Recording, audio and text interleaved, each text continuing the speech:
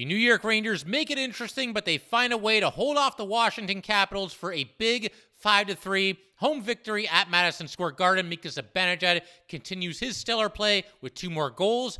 Patrick Kane plays his absolute best game as a member of the New York Rangers. Tom Wilson starts a bunch of nonsense. What else is new? And Igor Shesterkin continues to round back into form and beginning to look like the Vezina winner that we know that he is. Going to be discussing all that and more on today's episode of Locked On New York Rangers. Welcome back, Blueshirts fans, to episode number 784 of the Locked On New York Rangers podcast. I'm your host, John Chick. Just want to thank you guys, as always, for making Locked On New York Rangers your first listen every day. We are free and available on all platforms, and today's episode of Locked On New York Rangers is brought to you by FanDuel Sportsbook, official sportsbook of Locked On. Make every moment more. Visit FanDuel.com/LockedOn today to get started. And obviously I'm back from my vacation now, and big thanks to everybody for sticking with me, remaining patient. Last time we talked, Patrick Kane was just getting underway as far as, his New York Ranger tenure.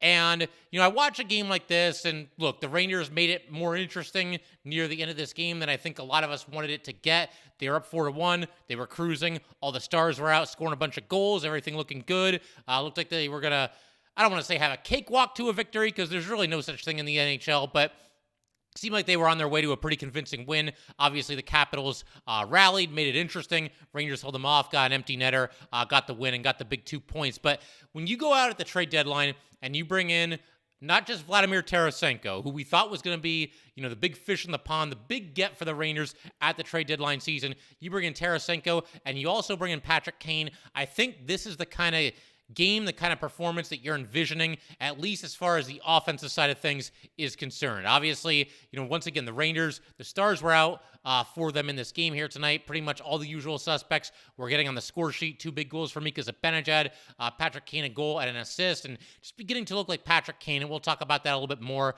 a little later in today's episode. Tarasenko had an assist to snap a brief 3-game pointless streak for him. Panarin had an assist. Just overall getting a lot of contributions from the guys that you would expect to contribute offensively. And, that had really not been the case. Rangers had obviously been struggling to score goals recently. There was that stat where they've only won one of their last 12 games in regulation, which is a little bit concerning, although then again, you win games in overtime. That's encouraging as well. A team that can be at its best when it's crunch time and all that good stuff. But bottom line, this is the kind of performance offensively that I think all of us Ranger fans were expecting and hoping for, and in most cases, hopefully being patient and understanding that this would eventually happen and the Rangers would eventually have one of those kinds of games where they're creating chances left and right and all the usual suspects are chipping in offensively. And I think we're going to get to Mika Zibanejad's big night in just a second, but given the fact that, like I said, I was on vacation, it's been a while since we've had a chance to talk, to do an episode here. I'm very, very excited to be back.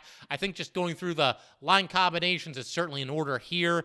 Left to right, the top line, you got Panarin, Mika, and Tarasenko. The second line, you've got Kreider, Trocheck, and Kane. And what stands out to me there, and I realize this occurred a couple of games ago, but Panarin and Kane no longer on the same line. And Gerard Gallant talked a little bit about this after one of the games. Just kind of a situation where Panarin and Kane maybe trying a little bit too hard to try to, force the puck to each other, force passes to each other, force plays that aren't really there. And I suppose one way to rectify that situation, at least in the short term, is to break them up and put them on different lines. And of course, with the embarrassment of riches that the Rangers have when it comes to their forwards, and specifically forwards that are offensive threats, you can do that right now. If you want to do that, you've got the personnel in place where, you no longer have to have a Barclay Goodrow or a Jimmy Vesey playing on the top line to fill out one of the right wing spots in the top 6. And it's no knock on either one of those guys. I like both of them a lot. I thought they're playing very well. I thought the fourth line had a great night. But I do think that both of them, while they can play in a top 6 role, it's not really an ideal situation for them or for whatever team they're playing for. In this case, obviously the New York Rangers. So now you're in a situation where you could break up Panarin and Kane, put them on different lines, and you still get to round out your top 6, with Tarasenko on the top line on the right wing. You got Kreider and Trocheck on the second line. You've got Panarin and Mika on the top line. So the Rangers are just absolutely loaded right now. And, I don't think we've seen the last of Panarin and Kane playing on the same line. I mean, there's 15 games to go in the regular season. There's however many playoff games we're going to get this season. So eventually I do think the Rangers will probably go back to that. The way this team changes lines, I'd be stunned if that doesn't happen at one time or another. But for the time being, it looks like they're content going with those two on different lines. And then, of course, for the third line, the kid line recently reunited. I thought they had a decent game tonight, even though they've been a little bit quiet recently. And the fourth line, I've talked about this a little bit before I went on break there. This is the best fourth line that the Rangers have been able to roll out all season. And honestly, you could probably go back multiple seasons, and that would still be the case. You've got left to right, Vesey, Goodrow, and Motte. It doesn't really get much better than that as far as a fourth line is concerned. Those guys played well in this game. They were on the ice at the end of the game when Vesey got the really a beautiful empty net goal. Vesey lifting it backhanded out of his own zone all the way down the ice into the empty net to steal the win there.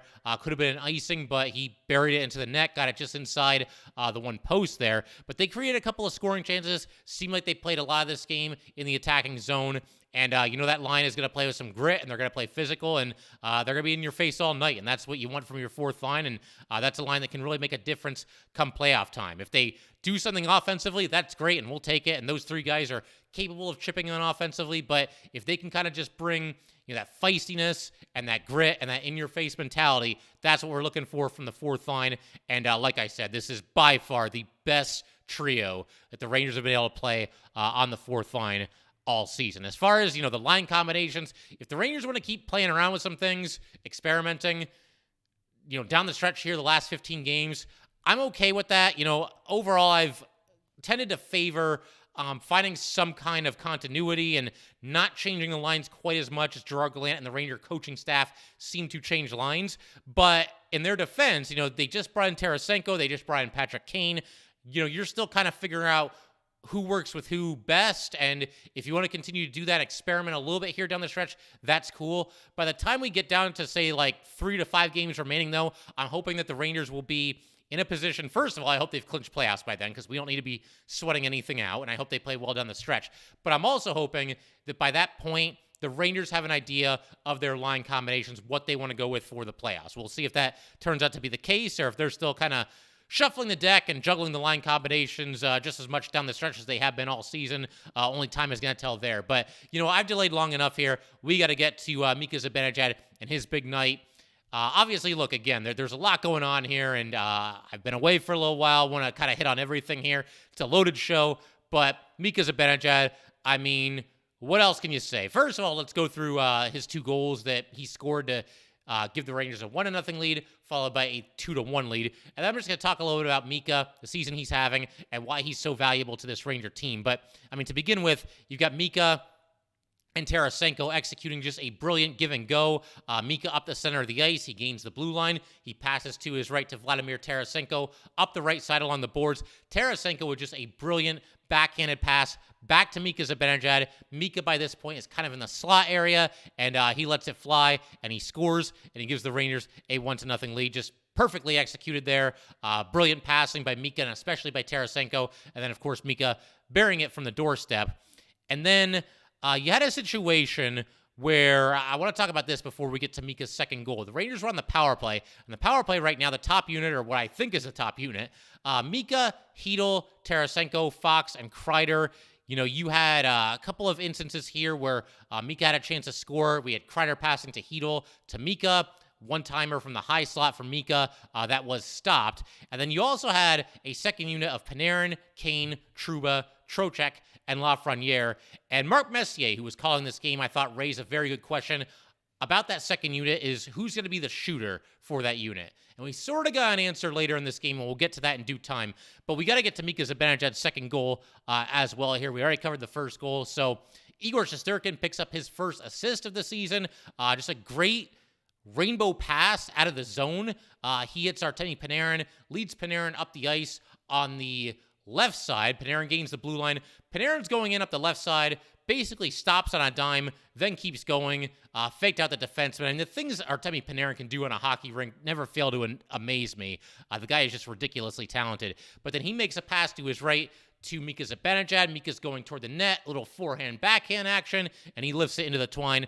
And just like that, the Rangers lead 2-1. And that goal happened just 16 seconds after the Capitals had tied the game. And we've talked about how sometimes the Rangers fall into that trap where they're not sharp in the shift after a goal, and they'll give up a goal in that situation. Nice to see them on the other end of that, coming back really strong after they surrendered a goal and immediately retaking the lead, and in fact, retaking the lead for good. The Rangers led the rest of the way, despite, once again, making it interesting late in this game. They had the lead the rest of the way, and just a great play by Mika Zibanejad there. I love the fact that Mika Zibanejad, after scoring this goal, took it upon himself to go to Igor Shesterkin, give him a little fist bump, because, hey, Igor Shesterkin started this play. I mean, sometimes goalies can kind of luck into a secondary assist. Not this one. This was all started by Igor Shesterkin here, and I know we're waiting for him to score his first goal, an empty net goal at some point in his career, but nice to see him get on the score sheet with an assist here. He certainly deserved it. And at this point, Mika's got 2 goals. We're only about 15 minutes into the action, and I'm starting to have flashbacks. I don't know about you guys. I'm starting to have flashbacks to Mika Zibanejad a couple years ago at home against this very same Washington Capitals team, that big 5-goal performance. He scored what looked to be the game winner with his 4th goal late in the 3rd period. Capitals tied it, goes into overtime. Mika scores his 5th goal in the overtime period. And it almost, he's got 2 goals in the first 15 minutes. It almost was kind of surprising that he didn't end up with a hat trick. Had a couple of other chances, had a strong drive to the net in the 3rd period, had a one-timer attempt as well, also in the 3rd period, was not able to do it. But nevertheless, Mika Zibanejad just doing a fantastic job for the Rangers. And it's not just the offense, it's not just the points. The prevailing thought that I have with Mika Zibanejad is he always impacts the game in a positive way for the New York Rangers. Try to think of the last time that Mika Zibanejad did something in the middle of any game, made some kind of a mistake, had some kind of a mental lapse, turnover, just any kind of a miscue, which hurt the Rangers. Does he do it a single time the entire season? It doesn't feel like he does. He might have the occasional game where he's not the most noticeable player. I mean, that happens to every player in the NHL. Nobody can be, stuffing the score sheet every single night. Even Connor McDavid might have an off night once in a while. But it's just so rare for Mika Zibanejad to not have a game where he's so noticeable and so clearly impacting the game in a positive way for the New York Rangers. Try thinking of any game where Mika doesn't tip the scales at least just a little bit in favor of the New York Rangers as far as their chances of winning the game is concerned. It just doesn't happen. Mika Zibanejad, once again, one of the truly elite centers in this league and one of the most well-rounded players. Not even just centers, most well-rounded players in this entire league. I wanted to shift our attention to Patrick Kane because he's starting to feel it. He's starting to cook a little bit.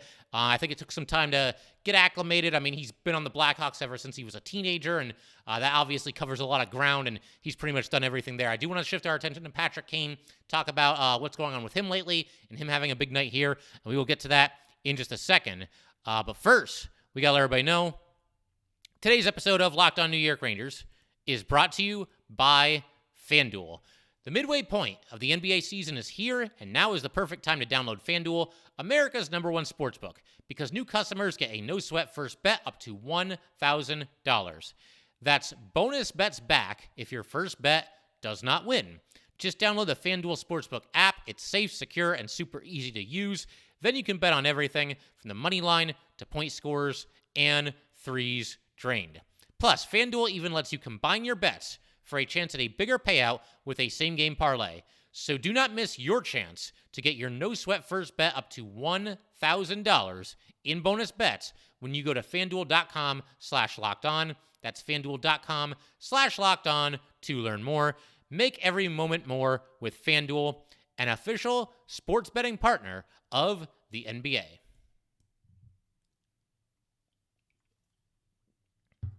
All right, so we just want to thank you guys, as always, for making Locked On New York Rangers your first listen every day. We are free and available on all platforms, including YouTube. And as I just mentioned a second ago, Patrick Kane just seems a lot more comfortable. We can go over the stats, so we might as well go ahead and do that. One thing that I thought was a little bit curious is that Kane somehow only played 13-20 in this game. That included 2 minutes and 28 seconds on the power play. So he ended up with less ice time, just to throw out 2 players as an example here, than Alexis Lafreniere and also Jimmy Vesey. I mean, Vesey only had 5 seconds more, but you get the idea. So it's strange to see Kane not play that much. You know, he does have the hip issue. Maybe they're trying to preserve him a little bit down the stretch here. But Kane ends up with a goal, an assist. He was a -1 overall, had 6 shots on goal. He led the team with 6 shots on goal, had 1 hit, and also 1 block shot. But as I mentioned just a second ago, you know, the stats are one thing. Patrick Kane looks like Patrick freaking Kane. You know, and it took some time. I would imagine, you know, you spend your entire career with one team, you get traded. Obviously, the Blackhawks are having a terrible season. You go from the only place you've ever known, the only place you've ever called home ever since you've come into this league, and you go to a team that has aspirations of winning the Stanley Cup. You're reunited with your, you know, your buddy Artemi Panarin. The two of you are trying to set up each other for goals left and right. So obviously there's a lot going on. He's learning a new system. He's got a new coach, a bunch of new teammates. He's living in a new city. There is a human aspect to this, in addition to, you know, just Patrick Kane, the hockey player. And I think sometimes it's easy to forget that. One thing that I've noticed, though, and I'd like to kind of draw some comparisons to the situation with Vladimir Tarasenko, because when Tarasenko first came over, I mean, he did score his first goal very early. It was just his second shift of his first game. And, you know, after that, he was getting his points here and there, but wasn't always the most noticeable player. And Tarasenko in recent games, I think, has stood out a lot more for the Rangers and seems a lot more comfortable. I think the same thing right now is happening with Patrick Kane. And he's just playing with a certain confidence right now. I want to go through both of the goals that he had a hand in. Of course, he scored the Rangers' 3rd goal, and he had the secondary assist on the Rangers' 4th goal. So as far as the goal that he scored, and this is going to go back to something I talked about earlier in the episode, but the Rangers are on the power play. Kane ends up scoring to make it 3-1. Some great passing by the Rangers here, some tic-tac-toe passing. Trocheck had a chance from in front of the net. Kemper turned it aside. Rangers had a lot of good chances on this power play, but nothing to show for it. And Patrick Kane basically just decided, you know what, the heck with all of that, I'm just going to take a shot. So basically, Fox has the puck near the blue line at the point. He passes across the ice to his left, right across the blue line there to Patrick Kane. Kane's at the blue line too. He's got a little bit of space in front of him, so he takes advantage of it, starts moving toward the net. Doesn't look to pass here, just winds back, blasts it, and scores on a slap shot. You had Alexis Lafreniere providing a screen there, so that was nice to see as well. But what's also nice to see is that Patrick Kane just being a little bit more assertive. I mentioned the 6 shots on goal, including this one. There were times in his first couple of games with the Rangers where, and we've talked about this before with the Rangers, long before Patrick Kane came here, there's times where these guys are just very simply selfless to a fault, and we've seen that with Patrick Kane. And it makes sense. There's nothing that's really all that surprising about it, for all the reasons that I just mentioned a second ago. Patrick Kane is on a new team with new teammates. I'm sure he knows a few of them. We know him and Panarin are buddies, but, you know, for the most part, obviously meeting a lot of these guys for the first time, I'm sure, and certainly the first time playing with the vast majority of these players. So it stands to reason that, you know, Kane, when he first comes in, he doesn't want to be a puck hog. He wants to set up his new teammates for some goals, be a team first guy, all that good stuff. And on the flip side of that, all of his new teammates want to do the same thing for him. They want to get him involved. They want to set him up to score some goals. We saw it with Panarin early in Kane's tenure. We also saw Trocheck a couple of times early in Kane's tenure where Trocheck was trying to force the puck to Kane a little bit. So there was some of that going on both ways. I think now in this game tonight, instincts just kind of took over for Patrick Kane and really the entire Ranger team when it comes to creating scoring chances. Nobody was overthinking anything. Nobody was too worried about, oh man, if I shoot the puck, am I going to be a puck hog? No, everybody was just playing very instinctive hockey, and that's very good to see. And Patrick Kane, you know, the great example of that here, because yeah, he had the puck at the blue line. Would have been easy for him to, you know, maybe look for a deflection, and maybe that's part of what he was doing here. I mean, he wound back and blasted the slap shot. Lafreniere was in front of the net there, so maybe he was thinking the deflection was on the table too. But, I mean, it looked to me like he was just shooting to score here, and that's, of course, what he ended up doing. But he had a lot of different options when he had the puck here and decided to just let it fly, and it worked. And it's Patrick Kane, so you want to see him shooting the puck more so than he was in his first couple of games as a New York Ranger. We got that tonight, and that's a good thing. Patrick Kane also had a secondary assist. This was on the goal that gave the Rangers a 4-1 lead, and this play was actually pretty close to being offside. I never did see a replay of it. They didn't make a big deal of it on the broadcast, and obviously the Capitals never challenged the play, so I would assume that it was onside, either that or they just missed it. But Patrick Kane's got the puck. He's in the top of the right face-off circle, and he basically just stops, stands there, and just kind of surveys the lay of the land a little bit. You know, you could tell he was maybe thinking about shooting it, but then he had Trocheck, and I get the feeling Trocheck might have communicated with Kane on this play. Trocheck basically went up the boards, you know, right behind Kane there, and, you know, Kane made a very simple play, but he passed ahead to Trocheck, and then Trocheck, you know, a couple of Capitals defenders started moving toward him. Trocheck with a great pass back across the ice to Jacob Trouba in the left faceoff circle. Trouba lets it fly. He scores. And just like that, the Rangers have a 4-1 lead. So nice to see Kane, once again, just playing instinctive hockey, trusting his vision, trusting his instincts, and, you know, obviously making a simple pass there to Trocheck, but also the smart play there. And put the Rangers in position to, you know, score a goal, take the 4-1 lead. And got to give some props to Jacob Trouba here. He's kind of on a little bit of a heater as far as, you know, points are concerned. You think Trouba, you think big hits and you know, old school play, snarl, all that good stuff. But Jacob Trouba, more than capable of contributing offensively, and we've seen him do that quite a bit in recent games. So, yeah, I mean, we covered Patrick Kane here. Like I said, I think this is his best game as a New York Ranger. Great to see him just play instinctive hockey. I've used that term a couple of times now, but I think it certainly applies here. I want to talk a little bit about Igor Shesterkin. I also want to discuss some of the happenings with Tom Wilson. We will get to all that good stuff in just a second. But first, we got to let everybody know that today's episode of Locked On New York Rangers is brought to you by Built Bar. Looking for a delicious treat, but don't want all the fat and calories, then you gotta try a Built Bar. What makes Built Bars so good? For starters, they're covered in 100% real chocolate. That's right, real chocolate. And they come in unbelievably delicious flavors like churro, peanut butter brownie, and coconut almond. I'm not sure how Built does it, but these bars taste like a candy bar while maintaining amazing macros. And what's even better is that they are healthy. Only 130 calories and 4 grams of sugar with a whopping 17 grams of protein. And now you don't need to wait around to get a box. For years, we've been talking about ordering your Built Bars at Built.com. Now you can get them at your local Walmart or Sam's Club. That's right. Head to your nearest Walmart today, walk to the pharmacy section, and grab yourself a box of Built Bars. You can pick up a 4-bar box of cookies and cream, double chocolate, or coconut puffs. And if you're close to a Sam's Club, run in and grab a 13-bar box with our hit flavors, brownie batter, and churro. You can thank us later.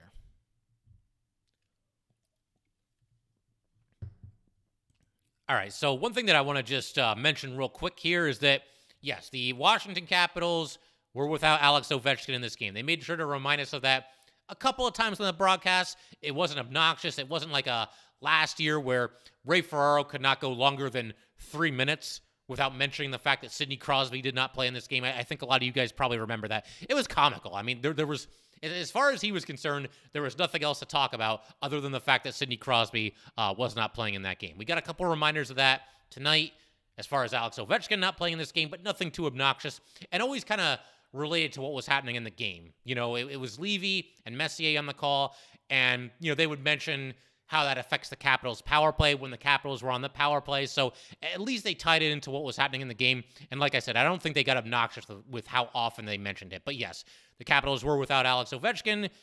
Rangers catch a little bit of a break there, I suppose. But, you know, you got to take advantage, and injuries are a part of the sport. Wouldn't wish injury on anybody, obviously, but Rangers found a way to get the job done. We're going to get to Igor Shesterkin in just a second, but I do want to talk about something right now that it's kind of been a theme over these past couple of games here, and it's something that I definitely want to elaborate on more in tomorrow's episode, so we're going to look to do that. You know, right now, like I said, we're just kind of breaking down this game. It's good to be back and talking about a Ranger win here, but what I'm referring to is the Ryan Lindgren factor. Ryan Lindgren has been out, you know, ever since TJ Oshie took him out on a dirty hit, or what I at least consider to be a dirty hit, boarded him the last time these two teams played each other, and his absence, and even as a Ryan Lindgren fan, a massive Ryan Lindgren fan, the effect that his absence has just never fails to amaze me. Adam Fox is not the same player without Ryan Lindgren out there. He's still a heck of a player. He's not ever quite at the top of his game, though, in the same way that he is when Ryan Lindgren is there. But beyond that, we've seen a lot recently in recent games, not really even so much in this game, but in recent games where the Rangers seem to give up more odd man rushes. They seem to have a more difficult time defending the front of their net. they're just not as sharp defensively as we're used to seeing them be. And, of course, Ryan Lindgren not being there, affects the Rangers negatively. And in some of those games, Keandre Miller wasn't there either. So the Rangers were hurting as far as their blue line is concerned. That's obviously 2 of their top 4 defensemen. But yeah, it almost defies logic just how much the Rangers seem to fall off defensively when Ryan Lindgren is not available. Because, when Lindgren is in the lineup, it's not like he's on the ice for the entire game, but it just seems like whenever he's not there, whenever he's not in the lineup, when his presence isn't there, the Rangers just become very leaky when it comes to their defense. And I think we've seen examples of that. Like I said, not so much in tonight's game because I thought the Rangers overall defended fairly well in this one. But in the last handful of games, his absence is very, very noticeable. And like I said, I want to elaborate a little bit more on the Ryan Lindgren factor in tomorrow's episode. But for the time being, I want to take a look at Igor Shesterkin as he continues to get back on track. Obviously, look, whatever happens the rest of the way, Igor is not going to have as good of a season this year, at least in the regular season, as he did last year when he won the Vesey and just put up those ridiculous video game-like numbers. It would be unfair to hold Igor Shesterkin to put up the same kind of stats year in and year out for the next 15 years that he did last year. You just don't see seasons like that from goalies very often, and I think the fact that, he's not at that same level this year puts into perspective what he did last year and what a truly amazing season that it was. But Igor's starting to get it together a little bit. He had a really strong game. I believe it was against Montreal. And in tonight's game against the Capitals, ends up stopping 28 of 31 shots. And made some really nice saves, too. There was a glove save that he made, I want to say in the third period, and I believe it's when the Rangers were up 4-2, the tail end of a Washington Capitals power play, and they had a great opportunity. Dylan Strome shooting the puck, and Igor, man, just lightning-quick reflexes, ridiculous glove save, extending fully upward, hands down the save of the game. Unless you want to argue that this next save that I'm going to describe was actually the save of the game. Because by this point, this is a little bit later in the third period, by this point, the Capitals had cut the Ranger lead down to 4-3. And so, hey, it's crunch time now. Getting a little bit nervous if you're a Ranger fan. Like I said, they made us sweat this out a little bit more than I was hoping that they would. If you're looking for, the one negative thing from this game, that's it. First of all, I think the Rangers took too many penalties. But that also kind of went hand in hand with the fact that they let the Capitals back into this game, and Capitals came close to tying it. Capitals had a chance, though, against Igor to maybe get the game-tying goal. Igor came way, way, way out of his net, really moved up. I would say he moved up in the crease, but, he was, out of the crease. He was, actually in front of the crease and made a great save there, fought it off, and kept the Rangers' lead intact. And then, obviously, they held on, got the empty net goal with, 2 minutes and change left by Vesey, and held on for the win. But Igor Shesterkin, look, you see that he gives up 3 goals. It's not like a show-stealing kind of a night, but, I would argue that none of those goals were of the soft variety. Maybe 1 or 2 of them were somewhat savable. And again, Igor set the bar so high for himself last season that we expect him to be just consistently insanely good. That's the best way I can describe it. You just expect him to do the impossible over and over and over. And so when he lets up these goals, even on the high danger scoring chances where, a couple of really nice passes, there was one where, Oshie made a behind the back pass. Who was that to? I've got the score sheet here. Yeah, he made a behind the back pass to Matt Irwin, and Irwin scored. When the puck goes in, even though it was a brilliant setup, great passing by the Capitals, high danger scoring opportunity, there's still that little part of you that just expects Igor to come up with the save regardless. And when he doesn't, it's just kind of like, he's actually human. He let it get past him. But overall, like I said, I think Igor is moving in the right direction. Not a moment too soon. We're coming down this home stretch here. Only 15 games left for the Rangers in the regular season. And then we got playoff hockey. And, your goalie in the playoffs can make or break you. We've seen plenty of examples of both of those things. A goalie spearheading his team's run through the playoffs and or to the Stanley Cup. We've also seen some teams really get hurt by poor goaltending in the playoffs when they otherwise, might have been a threat to make a deep run, possibly even lift the cup at the end of the season. So this resurgence, I guess we'll call it, from Igor Shesterkin is not happening a moment too soon, and I look for him to be playing his best hockey come Stanley Cup playoff time. Also, wanted to talk a little bit about the Tom Wilson stuff. There was nothing too out of control here, but I mean, you just know you're not going to get through a game without something from this guy. But he was starting some trouble toward the end of the second period. Seemed to hit Goodrow after the whistle. And then Tyler Motte, of all people, goes after Tom Wilson. You got to love Tyler Motte, man. The guy's a buzzsaw, and he'll stick up for his teammates despite not being the biggest guy out there.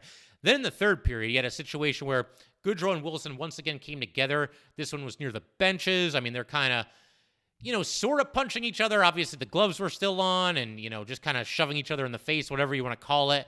But Goodrow and Wilson once again mixing it up. Props to Barclay Goodrow for twice standing up to Tom Wilson in this game. And then, and I've talked about this before too, Ben Harper, this dude will always stand up for his teammates and proving that he will do it no matter who the villain is, I guess you could say. Tom Wilson, was mixing it up with Barclay Goodrow, and Ben Harper went after Tom Wilson. And with Harper, look, I know he's not a superstar. I think it's a cool story. The guy was close to giving up on hockey. He's carved out a role for himself with the Rangers. He's got a 2-year extension with the Rangers. I think it's okay to give a 2-year extension to the guy that you think is probably just going to be your 7th defenseman going forward. And I think that's what the case is with Ben Harper. And I think he's done a nice job for the Rangers this season. And that's one of the things I like about him more than anything is that he will always stand up for his teammates. And a great example of that right here. So I figured we could pretty much call it there. I mean, like I said, it was not a perfect win for the Rangers. It was looking like it was going to be. They were pretty much firing on all cylinders. A lot of different guys getting involved, some beautiful goals, got a power play goal, which is always nice to see. Igor Shesterkin was having a strong night. The Rangers defended pretty well. And then, of course, the Capitals, fought their way back into the game. And I guess on one hand, you do have to tip your cap a little bit to them. Would have liked to see the Rangers close out this game with a little bit more authority, though. That's what kept the game from being perfect, at least as far as I'm concerned. But nice to get the win here.